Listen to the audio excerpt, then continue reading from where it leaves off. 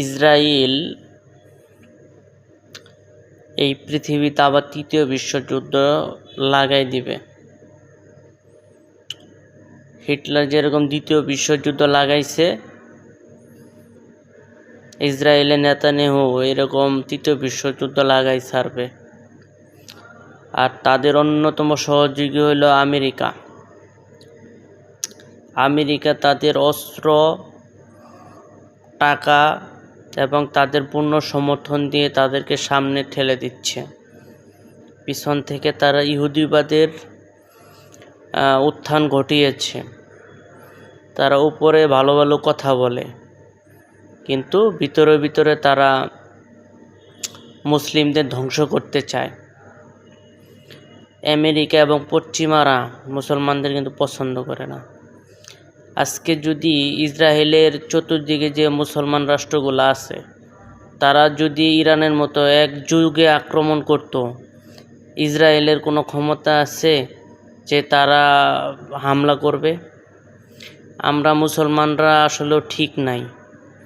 আমরা মুসলমানরা ভেদাভেদের কারণে আমাদের উপরে তারা ঘাড়ে চড়ে বসতেছে। পাকিস্তান বলছে যদি এখনই মুসলিম বিশ্ব এক না হয়, তাহলে ওই গোটা মুসলিম বিশ্বের উপরে এসে পড়বে। এটা বাস্তব কথা। এখনই সময় সকল মুসলিম রাষ্ট্রগুলো একত্র হয়ে ইসরায়েলের উপরে হামলা চালানো। তার কারণ হচ্ছে ফিলিস্তিনের উপরে তারা যেভাবে নিরীহ হামলা চালিয়ে যাচ্ছে, এটার বিপরীতে কোনো রাষ্ট্র কোনোভাবে তাদের পক্ষে মুখে কথা বললেও আন্তরিকভাবে বলতেছে না। আর আমরা মুসলিম বড় বড় রাষ্ট্রগুলা নিজের স্বার্থ নিয়ে পড়ে আছে এবং ইহুদিদের পায়ের নিচে তাদের পা চাটতেছে।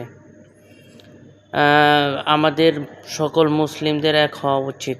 এক না হলে ভবিষ্যতে ফিলিস্তিনের মতো আমাদেরও প্রত্যেকটা রাষ্ট্রের এরকম হবে।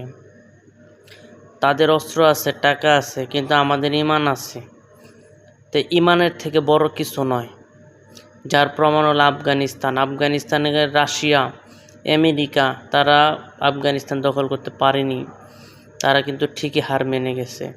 তাই মুসলিমদের ভয় পাওয়ার কোনো কারণ নেই। মুসলিমদের আল্লাহু আকবার, নারিল তাকবীর, আল্লাহু আকবার দব্বনি তাদের কাঁপন ধরিয়ে দিবে। ইনশাল্লাহ আমরা একদিন জয় লাভ করবই ইনশাল্লাহ।